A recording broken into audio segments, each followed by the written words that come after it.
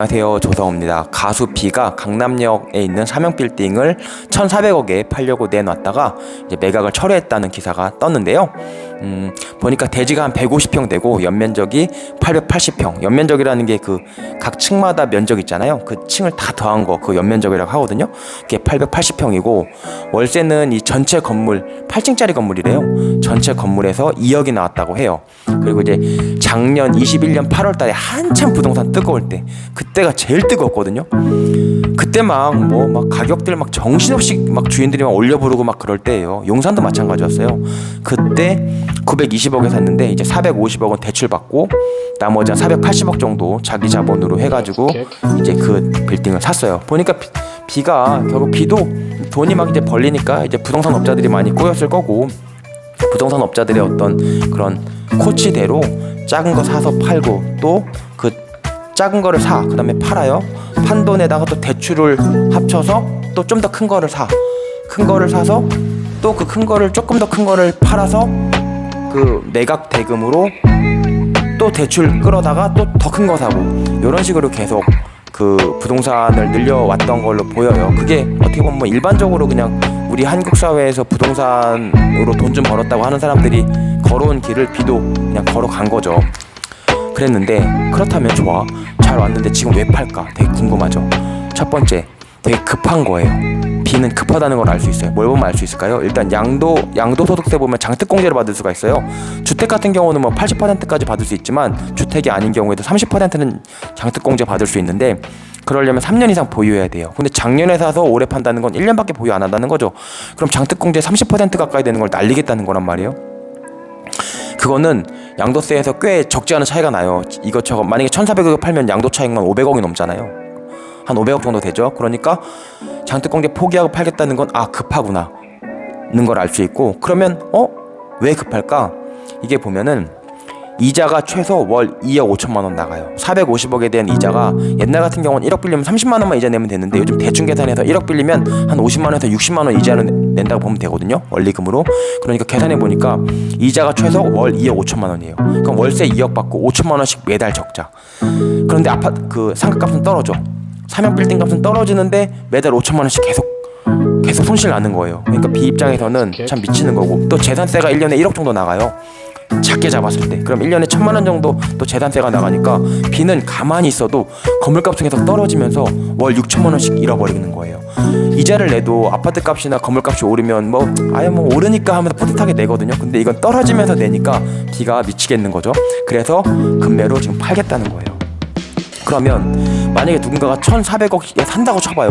그러면 무려 950억을 자기 자본을 넣어야 돼요. 450억이 대출이기 때문에 950억은 자기 자본을 넣고 6천만 원씩 꼬른 거예요. 그럼 950억 넣으면은 지금 요즘 월 이자가 5억이거든요.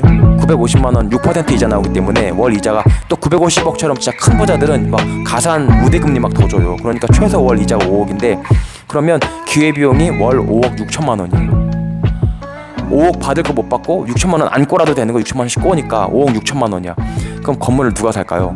그러니까 1,400억에 팔려고 내놨다고 언론에 많이 나왔는데 이건 언론 플레이 한 거예요. 그 복비 받으려고 중개업자가 언론에 막 뿌려가지고 이제 B 건물이라고 하니까 사람들이 다 보잖아요. 저도 지금 유튜브 찍잖아요. 이런 식으로 해가지고 막 알리는 거죠. 알리면 매수가 붙거든요. 분명히 중개업자는 B랑 전속계약 체결했어요. 복비 조금만 받을 테니까 나한테 물건 달라고. 왜 이런 걸 알 수 있냐면 그렇지 않고서는 이렇게 B 물건이라고 뿌릴 수가 없어요. 그러면 B한테 자기한테 물건 달라고 중개업자들이 막 달라붙을 거란 말이에요. 그래도 전속계약서가 있으니까 물건은 뺏기지 않으면서 광고 효과가 기가 막히니까 이렇게 물건을 전속계약 쓰고 물건을 뿌리는 거거든요. 근데 그래서 한 명이라도 붙으면 자기는 대박 난다고 생각했겠지만 중개업자 입장에서는 붙을 수가 없죠. 아까 말했듯이 950억 자기 자본 넣고 5억 6천만 원씩 매달 꼬는 거예요. 이런 사람은 없다가 봐야 된다는 거죠. 그래서 지금 B가 매각을 철회를 했는데 그것도 제가 볼 때 여론이 저 같은 사람들이 계속 이런 식으로 유튜브를 찍으니까 이거 잘못하면 920억보다 더 가격이 많이 싸야지 정상이라는 게 사람들한테 오히려 더 많이 전파되는 그런 효과만 나겠다 싶으니까 지금 제가 볼 때 매각 처리한다고 언론 기사 나오는 것 같은데요. 근데 재밌는 게 작년 8월이면 진짜 완전 꼭지 찍을 때요. 진짜 비쌀 때란 말이에요. 집주인들이 진짜 막 건물주들이 콧대가 장난 아니어서 정말 근데도 막 살라고 막 사람들이 덤볐으니까요. 근데 잘 생각해보면 그때가 되게 애매한 시기였던 거가, 제가 이제 복귀를 해보는 거예요. 그러면 이제 결국 미국 연준이 금리 올려서 지금 이 난리가 났는데, 이게 보면 뭐냐면 미국 금리 연준이 되게 합리적이어서 이 예측 가능성을 부여하기 위해서 점도표라는 걸 이렇게 매돈대요. 그러니까 3, 6, 9, 12월 달에 연준을 하면 그 연준에서 FOMC라고 하잖아. 하면요 점도표라고, 나는 2023년에는 기준금리 얼마, 2024년에는 기준금리 얼마, 이런 식으로 18명이 다 각자 투표를 해요. 거기가 이제 점도표, 이게 점이 찍히는 거예요. 이 점 세보면 이게 18개거든요. 자기는 뭐 기준금리가 얼마가 맞다고 생각한다라고 다 이렇게 한 명 한 명 의견을 밝히는 거야. 근데 2028년, 그러니까 작년 8월이니까는 가장 직전에 있었던 FOMC가 21년 6월달 FOMC였거든요. 점도표가 발표된 게. 그거 보면은 뭐 비를 크게 야 너 물렸다, 너 바보다 라고 말할 수도 없는 게, 작년에 6월달 준이죠. 준 거를 보면은 점도표가 제일 높게 제시한 애가 0.75%. 그러니까 2022년에도 0.75% 정도까지만 금리 올릴 거다라고 얘기를 했던 거예요. 그러니까 비 입장에서도 이 정도는 내가 버틸 수 있다 생각했던 거죠. 이 정도는 분명히 버틸 수 있고, 이 정도면 내가 올바른 투자다. 부동산 업자들도 그렇게 얘기했을 수도 있어요. 물론 점도표 보지 않고도 그냥 대충 감으로 말했을 수도 있지만, 점도표에 비춰보더라도 그렇게 잘못된 판단은 아니었는데, 22년 3월 점도표 보면 좀 약간 소름이 좀 끼치죠. 점도표가 쭉 올라가면서 이제 3% 이상 되는 그 FOMC 위원이 한 명이 나와요. 그런데 22년 준, 그러니까 올해 6월달 점도표를 보면 22년이 아까 길쭉했잖아요. 이게 동글동글하게 되면서 모여요. 그러면서 최고가 4%까지 올라온단 말이에요. 그러니까는 3월에서 6월까지 엄청난 일이 뭔가 벌어진 걸 알 수 있는데, 제가 볼 때 우크라이나 전쟁 빼고는 없어요. 그리고 어쨌든 우크라이나 전쟁 비가 예측할 수가 없잖아요. 그러니까는 비 입장에서는 지금 물렸다. 그러면 얼마나 이게 무서운 거냐면, 비가 꼬마 빌딩을 사고 팔고 또 사고 팔고 해가지고 모은 돈 480억을 여기다가 다 꼬라 박았단 말이에요. 그리고 업자들도 당연히 원래 그렇게 돈 모이면 갈아타는 거라고, 그래야 돈 버는 거라고 얘기했을 거고요. 근데 지금 정기예금이 6% 받을 수 있고, 정기예금 6% 받을 수 있고, 그럼 솔직히 최소 건물 투자하는 사람 최소 7%는 받아야 된다는 거예요. 왜냐면 안 오르니까.